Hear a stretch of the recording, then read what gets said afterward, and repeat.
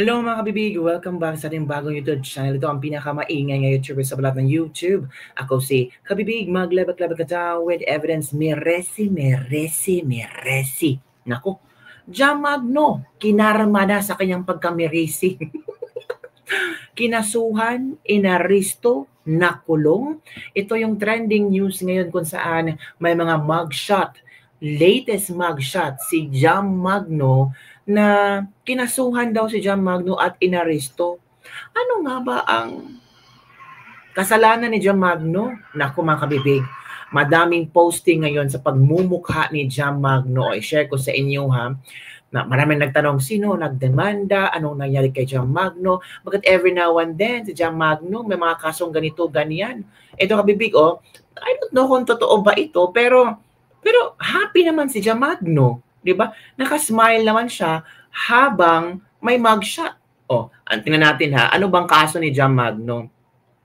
For Cybercrime Prevention Act of 2012, 4 counts of RA 10175. Hala, May 2022. Ngayong araw na to mga kabibig.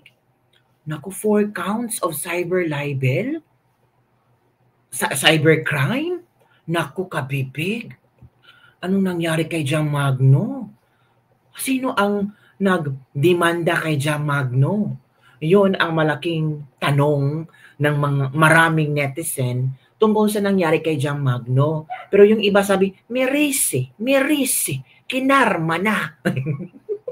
Uy, wag naman po kayong ganun kay Jamagno. Tingnan nyo na si Jamagno. Merisi ba yan? Nakasmile pa nga si Jamagno at may mga pearls. O tingnan nyo. Maganda pa rin si Jamagno kahit may mugshot dyan. May pearls, nakasmile, right, left. Confident si Jamagno na may mugshot, no? Kasi baka sabi ng iba, kasi feeling beautiful si Jamagno or feeling beautiful or nagpaka-feeling beautiful. Ang ganun pa rin, di ba? At may mga pearls pa mga kabibig. Tingnan natin kung ano ang rason kung bakit inaresto si Jamagno. Ito, Vlogger Jamagno arrested. Vlogger Jamagno arrested for violating the Crime Prevention Act of 2012.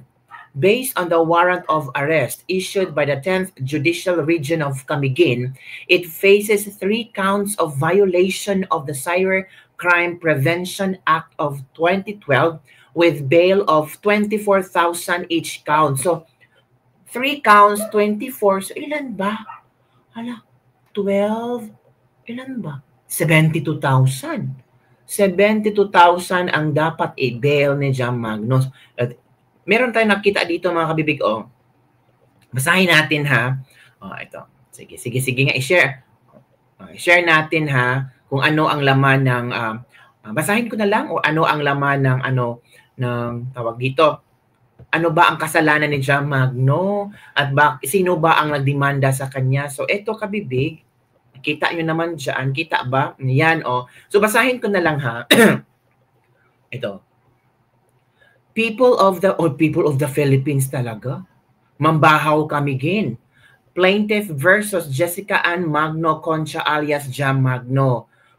Cybercrime Prevention Act of 2012, 4 counts of RA 10175. Warrant of arrest. Ay, may warrant of arrest talaga.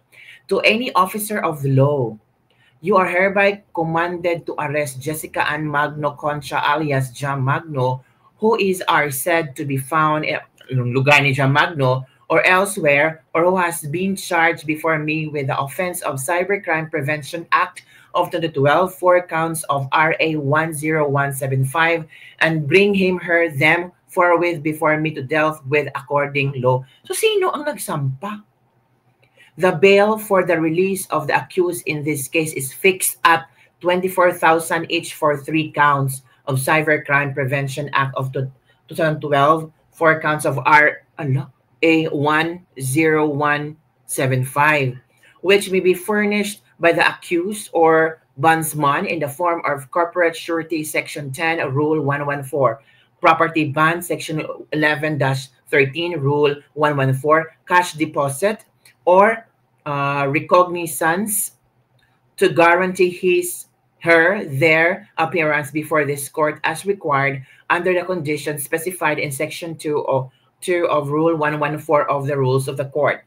You are required to use at least one body-worn camera and one authoritative recording device, or a minimum of 2 devices of such number as may be necessary to capture and record the relevant incidents in the execution of this warrant pursuant to the rule of the use of the body-worn cameras in section of warrant issued by the Supreme Court and which became effective on August 1, 2021, given under my hand and seal on this 21st day of May 2025. Naku, totoo pala mga kabibig.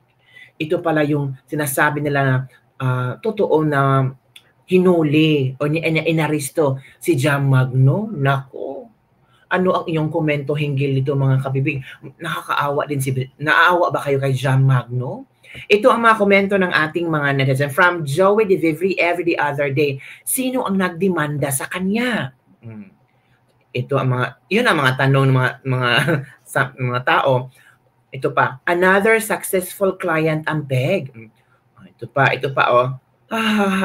Worth it Jude ang reactivate. Nag-reactivate kasi si Tio Moreno, pero biglang siyang nag-activate sa kanyang Facebook fan page. It's because of this issue. Sabi pa ni Tio, another deserve. Deserve talaga. Paano, sino ang nagdemanda? Paano, basahin natin ha? Para may alam tayo sa mga issue, kung sino ang nagdemanda, ano ang kanya, bakit siya dinimanda. Ito pa. Kapag the people of the Philippines, parang mga Romualdo of Camiguin daw ang nagdemanda. Pero the people of the Philippines naman, so hindi nilagay kung sino nagdemanda. Tanong ni Joey, paano niya nakaaway? Not sure lang, mame, but sa nakita ko na Mambahaw naka-address yung letter. During the elections, she campaigned Paul Rodriguez against the Romualdo sa Camiguin and lambasted them online. Pwede mga kabibig, pwede. Ganun ang rason kung bakit siya lambasted kasi. So it means pwedeng pinahiya ni Jam Magno or may binulga si Jam Magno na hindi maganda. So ngayon, it's time to, anong tawag dito? It's time to redeem. Hala ka mga kabibig. Paano yan mga kabibig? Ay nako mga bibig. So ano ang inyong opinion hinggil dito mga kabibig? Diba? Ano ang inyong reaction sa nangyayari kay Jam Magno? So far, wala pa namang statement si Jam Magno sa nangyayari sa kanya ngayon, kung ano ang iyang komento hinggil dito. Well, happy naman siya sa kanyang mugshot, di ba? Happy naman siya sa mga issue kasi whether it's negative or positive publicity, it is still publicity, di ba mga kabibig? O tingnan, parang may picture yata mga kabibig. Uy, happy si Jam Magno actually. O tingnan mo, may nakita kong picture ha. Parang happy si Jam Magno mga kabibig sa kanyang latest photo ngayon. Sana makita natin may video tayo no para kita. Yan yung kabibig oh. Yan ang nakita kong video ha. Parang happy lang si Jam Magno. Parang wala siyang pinagsisihan. Di ba? Confident na confident pa rin si Jam Magno mga kabibig. Di ba? Wow, Jam Magno. Anong talaga si Jam Magno? Parang sobrang confident niya sa nangyayari ngayon. So, alamin natin later on mga kabibig kung ano ang rason, 'di ba? Ano ba ang bakit siya kinasuhan? Yun na kasi. Ito pa eh. Ay, may video na si Jam Magno. Panoorin natin ha. Naku po, ito na si Jam Magno. May pa-video greeting si Jam Magno mga kabibig. Oo. Sige, i-wait muna kabibig. I-share ko. Para kita din natin ang beauty ni Jam. Parang confident si Jam Magno mga kabibig. Tignan natin ha. Manood tayo kay Jam Magno. Ito. Kung halata mo, just in case sultin na po din yung nadakpan ko, ako na ini Anhi, nagpa-makeup ko daan, kaya just in case inyo na po din share game mag-viral worldwide, na ako, thank you kayo sa CIDG 13 for taking care of me. Tara! Ingat! Una na ta mo, just in case isulti na po ninyo nga nadakpan ko, ako na ini Anhi, nagpa-makeup ko daan, kay just in case inyo na po din i-share mag viral worldwide, na ako, thank you kayo sa CIDG 13 for taking care of me. Tara! Ingat! Una na ta mo, just in case isulti na po ninyo nga nadakpan ko, ako na ini Anhi, nagpa-makeup ko daan, kay just in case inyo na po din i-share mag viral worldwide, na ako, thank you kayo sa CIDG 13 for taking care of me. Ingat! Una na ta mo, just in case. Happy si Jam Magno. Ay, nag-surrender pala si Jam Magno, mga kabibig. So, inunahan na niya yung ang tawag doon, yung warrant of arrest, mga kabibig. So, happy naman siya, di ba? Kita yun naman. So, na po din yung nadakpan ko. Ako na ini Anhi, nagpa-makeup ko daan, kay just in case inyo na po din i-share mag viral worldwide, na ako, thank you kayo sa CIDG 13 for taking care of me. Tara! Happy si Jam Magno, ganun talaga ang attitude niya, ganun talaga ang pagkatao niya. So, inunahan na niya na pumunta sa mga presento. Nagpa-picture siya, happy siya, o di ganun. Oh, end of story. Baka naka-bail na si Jam Magno, mga kabibig. So, hintay tayo sa mga updates tungkol kay Jam Magno, knowing Jam Magno, mga pang-ilaman ng mga bagshots silang nalabat. So, yan lang po, mga kabibig, ang ating latest lebak-lebak for today. Ano ang iyong komento, reaction sa, sabi ng iba, hay nako, kinarma, may race. Sabi ng iba, di ba? So, di ba? Pero, nakakatawa yung mga video si Jam Magno ba, na nauso yung may race. No? May race. Hay nako, ito, meron tayong isang video dito ba na pinagigiliwan ito ng mga netizen at yung iba nagagalit sa mga sinasabi ni Jam Magno. Jam Magno is Jam Magno. Ganun talaga siya. Yes, nagkabini. And yes, dili makababa sa akong pagkatao nung magbarko ko. Because wala ako nagbarko to impress you poor unfortunate souls. Ooh. Nagbarko ko because it's the practical thing to do. That's why rich people become rich. They don't pretend to be rich. Ooh. And they don't waste time proving to other people they are rich. Ooh. What happens to me and my life, to me and my bank account, is none of your business. Ooh. Yes, nagkabini.